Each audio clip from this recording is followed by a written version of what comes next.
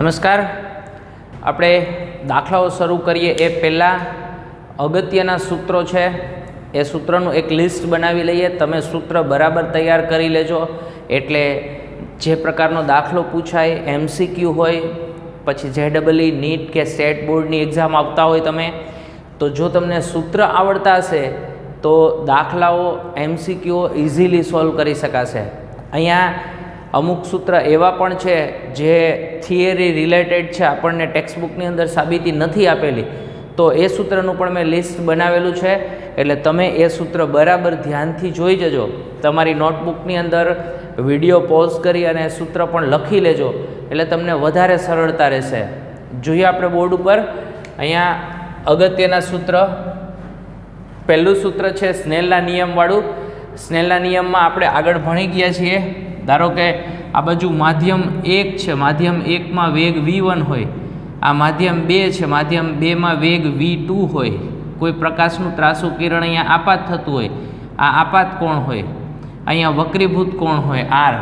તો સ્નેલનો નિયમ માધ્યમ 1ની સાપેક્ષ માધ્યમ 2નો વક્રીભવનાંક શું લખી શકાય? તો કે આપાત કોણના સાઇન અને વક્રીભૂત કોણના સાઇનનો ગુણોત્તર અચળ હોય, એટલે કે n/1 = sin i/sin r. વેગના સ્વરૂપમાં લખવું હોય, માધ્યમ 1માં પ્રકાશનો વેગ v1, માધ્યમ 2માં પ્રકાશનો વેગ v2, તો માધ્યમ 1ની સાપેક્ષ માધ્યમ 2નો વક્રીભવનાંક કેવી રીતે લખી શકાય? તો કે v1/v2, એટલે v1/v2. જો આ જ સૂત્ર, આ ત્રણ સ્નેલના નિયમના સૂત્ર છે. ફરીથી માધ્યમ 1ની સાપેક્ષ 2નો વક્રીભવનાંક, તો n2/n1. ખાલી તમે એવું ધ્યાન રાખજો, n વાળું સૂત્ર આવે ને એમાં એકમાં જ આ પહેલાં આવે એટલે કે અંશમાં હોય, છેલ્લું છેલ્લા આવે એટલે કે છેદમાં હોય. બાકી બધામાં છેલ્લું પહેલાં હોય. છેલ્લું પહેલાં હોય એનો મતલબ એમ કે v1/v2. અહીંયા એ માધ્યમ 1માં વક્રીભવનાંક છે, માધ્યમ 1 છે એનો આપાત કોણ I છે, છેલ્લું છે એ પહેલાં છે. બધામાં છેલ્લું પહેલાં પોતાના સ્વરૂપમાં હોય, એમાં જ પહેલું પહેલાં. આ તો ખાલી દેશી રીત છે તમને યાદ રાખવા માટેની. બાકી તમે આના ઉપરથી પણ સૂત્ર જોઈ શકશો. હવે બે બિંદુવત પ્રકાશ ઉદ્ગમ હોય, એટલે એક પ્રકાશ ઉદ્ગમ S1 હોય, બીજું S2 હોય, એમાંથી ઉત્સર્જાતા બે હાર્મોનિક તરંગો, એટલે માધ્યમમાં સતત આગળ વધતા સાઇન કોસાઇન પ્રકારના વિધેયો હોય, એવા તરંગો હાર્મોનિક તરંગો કહેવાય. એના સંપાતીકરણ એટલે બંને તરંગો ક્યાંય ભેગા થાય તો કોઈ બિંદુએ મળતી પરિણામી તીવ્રતા કેટલી હોય? તો I બરાબર, એટલે કે પરિણામી તીવ્રતા, આ પહેલા ઉદ્ગમમાંથી ઉત્સર્જાયેલા પ્રકાશની તીવ્રતા I1, બીજાની I2 વત્તા 2√I1I2, આ સરેરાશ દર્શાવે છે, સરેરાશ cos Δ2 - Δ1. એટલે આ એમ બે હાર્મોનિક ઉદ્ગમોમાંથી ઉત્સર્જાતા પ્રકાશને લીધે પરિણામી તીવ્રતાનું સૂત્ર છે એ થયું. હવે આ સૂત્રનું સાદુરૂપ આપીએ આગળ આપણે, તો છેલ્લે ફાઇનલ સ્ટેપ આ આવે છે, I બરાબર I0 cos² k R1 - R2/2. હવે આ પરિણામી તીવ્રતાઓના સૂત્ર થયા. કડા તફાવતના સ્વરૂપમાં સહાયક અને વિનાશક વ્યતિકરણની શરતો આપણે હવે જોવી છે. જોજો બરાબર. અહીંયા કડા તફાવત માટે લખવું હોય ને સહાયક વ્યતિકરણની શરત, તો k R1 - R2 એ 2n π બરાબર થાય, એટલે કડા તફાવતના સ્વરૂપમાં. અને પથ તફાવત, તો કે R1 - R2 બરાબર n લેમ્બડા. એક kનું સૂત્ર છે અચળાંકનું. જોજો બરાબર, હું ખાલી અચળાંક kનું સૂત્ર લખવું હોય ને તો એક સૂત્ર આવું છે, k બરાબર કત છેદમાં પત. એટલે ખરેખર શું? તો કે k અચળાંક બરાબર કડા તફાવત છેદમાં પથ તફાવત. તો k ગુણ્યા પથ તફાવત કરું ને તો શું કહેવાય? કડા તફાવત થાય. જોજો આ k R1 - R2 એટલે પથ તફાવત, એટલે કે k ગુણ્યા પથ તફાવત, તો મળે શું? કડા તફાવત. એટલે k R1 - R2 બરાબર શું થઈ જાય? 2n π. પથ તફાવતનું સૂત્ર પથ તફાવતના સ્વરૂપમાં લેવા જઈએ તો R1 - R2 બરાબર શું થઈ જશે? n lambda.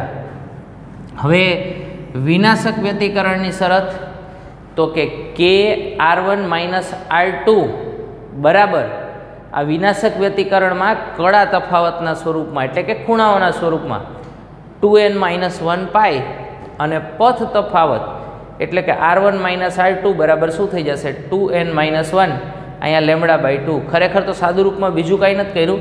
કેનું સૂત્ર આવું છે અહીંયા આ k = 2 π/λ. તો હું કેની કિંમત મૂકી દઉં તરંગ સદિશ અચળાંક કેની 2 π/λ. અહીંયા 2 π/λ હોય સાદું રૂપ આપો તો r1 - r2 ને સૂત્રનો કરતા બનાવો તો થઈ જશે 2n-1 λ/2.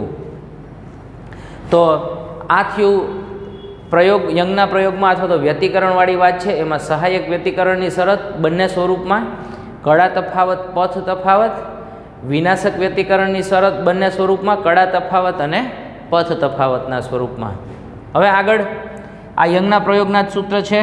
યંગના પ્રયોગમાં મધ્યસ્થ સલાકાથી થીટા જેટલા કોણીય અંતરે રહેલા પડદા પરના બિંદુએ પથ તફાવત એટલે થીટા જેટલા ખૂણે રહેલો પડદા પરનો કોઈ એક બિંદુ હોય તો પથ તફાવત કેટલો તો કે r2 - r1 બરાબર d sin થીટા અથવા તો r2 - r1 બરાબર d tan થીટા. ખૂણો નાનો હોય ત્યારે sin theta approximately = tan theta લઈ શકો.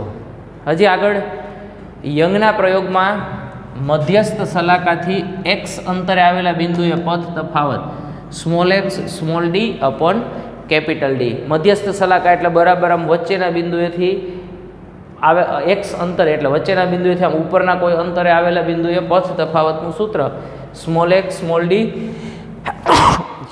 upon D. એના પછીનામાં યંગના પ્રયોગમાં બે ક્રમિક પ્રકાશિત કે અપ્રકાશિત સલાકાઓ વચ્ચેનું અંતર, આ અગત્યનું સૂત્ર બરાબર જોજો. ઘણી બધી વખત તમને પૂછાતું હોય ક્રમિક પ્રકાશિત કે અપ્રકાશિત સલાકાઓ વચ્ચેનું અંતર મેળવો તો x12 બરાબર શું થઈ જશે λ D upon d. બધા શબ્દોની તમને ઓળખાણ છે. લેમ્ડા એટલે તરંગ લંબાઈ, D સ્લીટથી પડદા સુધીનું અંતર, d બે સ્લીટ વચ્ચેનું અંતર. આ મિલીમીટરના ક્રમનું હોય, આ મીટરના ક્રમનું હોય એટલે કે મોટું અંતર હોય.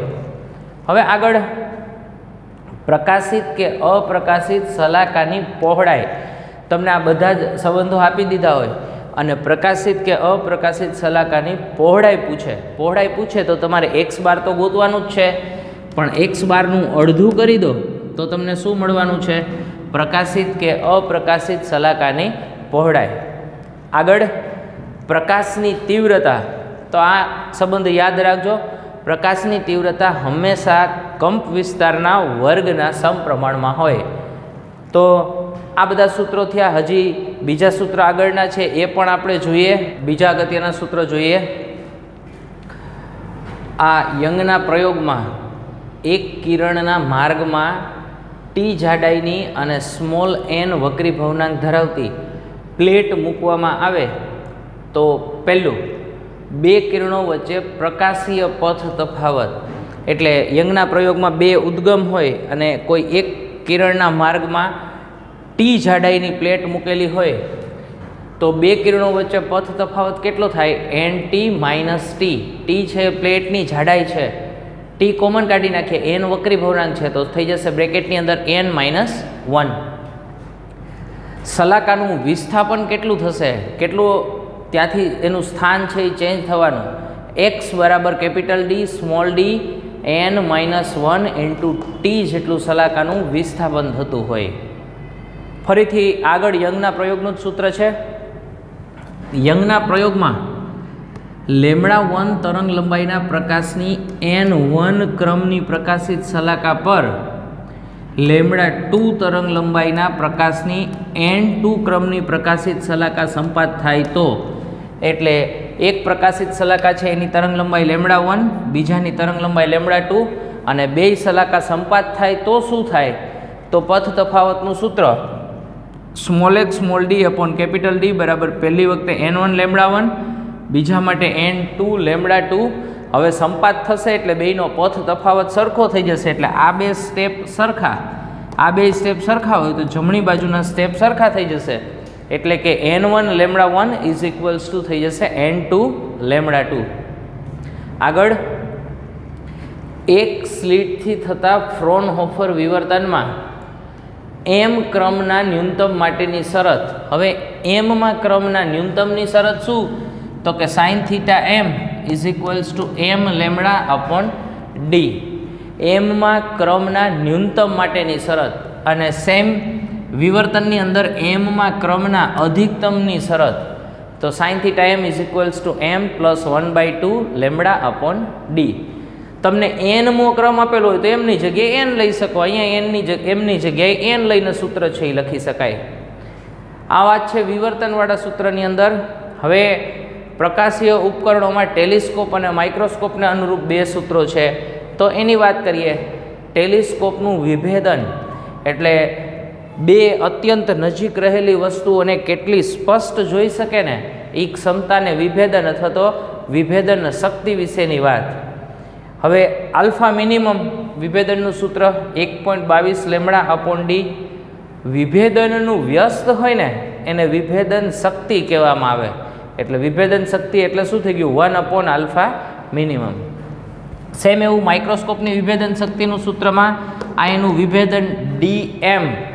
તો 1.22 lambda capital D into F.